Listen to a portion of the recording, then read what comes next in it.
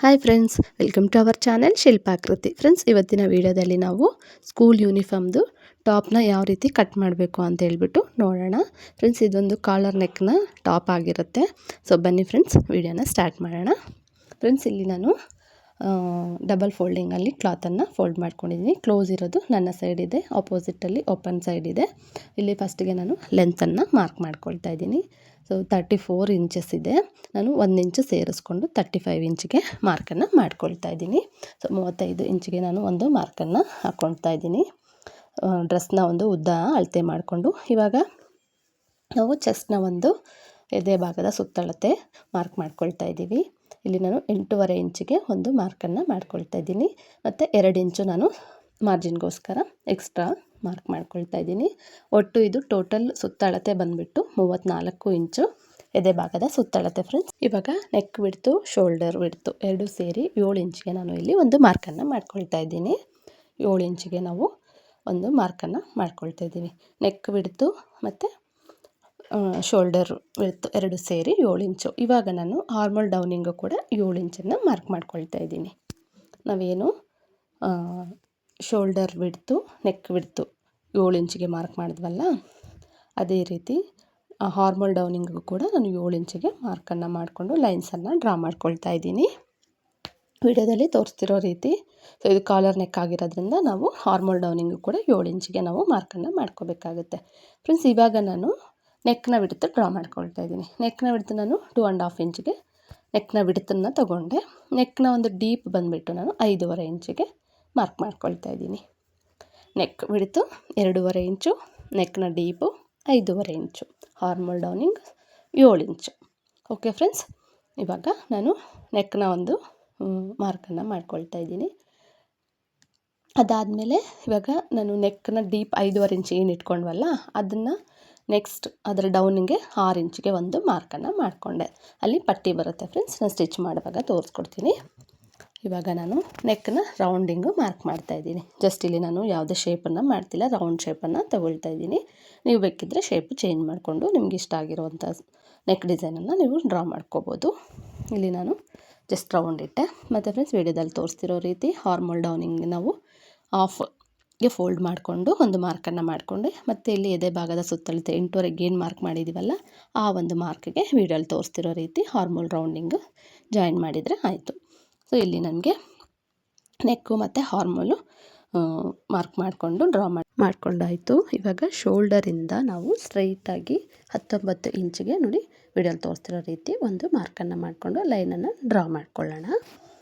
ಇವಾಗ ಮಾರ್ಕ್ ಮಾಡ್ಕೊಂಡಾಯಿತು. ಒಂದು ಲೈನನ್ನು ಡ್ರಾ ಮಾಡ್ಕೊಳ್ಳೋಣ. ಫ್ರೆಂಡ್ಸ್, ಈ ಒಂದು ಮಾರ್ಕ್ ಬಂದುಬಿಟ್ಟು ಓಪನ್ ಇರುತ್ತಲ್ವ ಡ್ರೆಸ್ಸಿಗೆ ಸೈಡಲ್ಲಿ ಸ್ಲಿಟ್ಟು ಓಪನ್ ಅಂತ ನಾವೇನು ಕರಿತೀವಿ. ಸೊ ಆ ಒಂದು ಸೈಡ್ ಓಪನ್ಗೆ ನಾನು ಒಂದು ಮಾರ್ಕ್ ಮಾಡಿಕೊಂಡು ಲೈನನ್ನು ಹಾಕ್ಕೊಂಡೆ. ಇವಾಗ ನೋಡಿ ಹಾರ್ಮೋಲ್ ಮಾರ್ಕ್ ಮಾಡಿದ್ವಲ್ಲ ನಾವು, ಅಲ್ಲಿಂದ ಈಗೇನು 19 ಇಂಚಿಗೆ ನಾವು ಒಂದು ಮಾರ್ಕ್ ಮಾಡಿದ್ವಲ್ಲ, ಆ ಎರಡಕ್ಕೂ ಮಧ್ಯದಲ್ಲಿ ಆಫ್ಗೆ ಕರೆಕ್ಟಾಗಿ ಒಂದು ಮಾರ್ಕನ್ನು ಮಾಡ್ಕೊಳ್ಳೋಣ. ಇದು ಬಂದುಬಿಟ್ಟು ವೇಸ್ಟ್. ನಾವು ಡ್ರೆಸ್ನ ಒಂದು ಶೇಪನ್ನು ನಾವು ಮಾರ್ಕ್ ಮಾಡಬೇಕಲ್ವಾ, ಸೊ ಅದಕ್ಕೋಸ್ಕರ ಮಾಡಿ ಒಂದು ಲೈನನ್ನು ಡ್ರಾ ಮಾಡ್ಕೊಳ್ತಾ ಇದ್ದೀನಿ. ಫ್ರೆಂಡ್ಸ್, ಅರ್ಥ ಆಯ್ತಲ್ವಾ? ಹಾರ್ಮೋಲ್ ಡೌನಿಂಗಿಂದ ನಾವೇನು ಸ್ಲಿಟ್ಟಿಗೆ ಡ್ರೆಸ್ ಓಪನ್ಗೆ ಒಂದು ಮಾರ್ಕ್ ಮಾಡಿದ್ವಲ್ಲ, ಅದರ ಮಿಡ್ಲ್ ಪಾಯಿಂಟ್ಗೆ ನಾವು ಒಂದು ಮಾರ್ಕನ್ನು ಮಾಡಿಕೊಂಡು ಲೈನನ್ನು ಡ್ರಾ ಮಾಡ್ಕೊಂಡಿದ್ದೀವಿ. ಅದಾದಮೇಲೆ ಫಸ್ಟು ನಾವು ಒಂದು ಸೊಂಟದ ಒಂದು ಸುತ್ತಳತೆ ಓಪನ್ ಇಡ್ತೀವಲ್ವ ಫ್ರೆಂಡ್ಸ್, ಆ ಒಂದು ಅಳತೆಯನ್ನು ಕೂಡ ನಾವು ಮೆಸರ್ ಮಾಡಿಕೊಂಡು ಮಾರ್ಕ್ ಮಾಡ್ಕೊಳ್ಳೋಣ.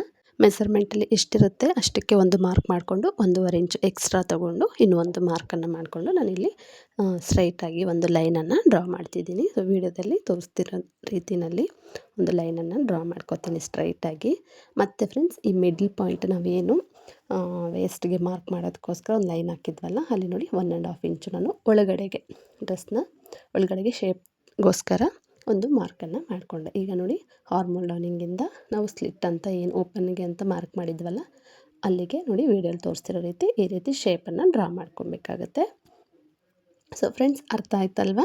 ನಾನು ನಿಧಾನಕ್ಕೇ ಅರ್ಥ ಆಗೋ ರೀತಿ ಎಕ್ಸ್ಪ್ಲೇನ್ ಮಾಡಿದ್ದೀನಿ ಅಂತ ನಾನು ಅಂದ್ಕೊಳ್ತಾ ಇದ್ದೀನಿ.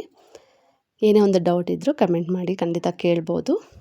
ಸೊ ಫ್ರೆಂಡ್ಸ್, ಇವಾಗ ಬಾಟಮ್ನ ಒಂದು ವಿಡ್ತ್ ಏನಿರುತ್ತಲ್ವ ಫ್ರೆಂಡ್ಸ್, ಆಗಲ್ಲ, ಅದನ್ನು ನಾನು ಇಲ್ಲಿ ಲಾಸ್ಟಲ್ಲಿ ಡೌನ್ಗೆ ಒಂದು ಮಾರ್ಕನ್ನು ಮಾಡಿಕೊಂಡೆ. 2 ಇಂಚು ಎಕ್ಸ್ಟ್ರಾ ಇಟ್ಕೊಂಡೆ, ಯಾಕೆಂದರೆ ಫೋಲ್ಡಿಂಗ್ ಮಾಡಿ ಸ್ಟಿಚ್ ಮಾಡ್ತೀವಲ್ಲ ಅದಕ್ಕೋಸ್ಕರ.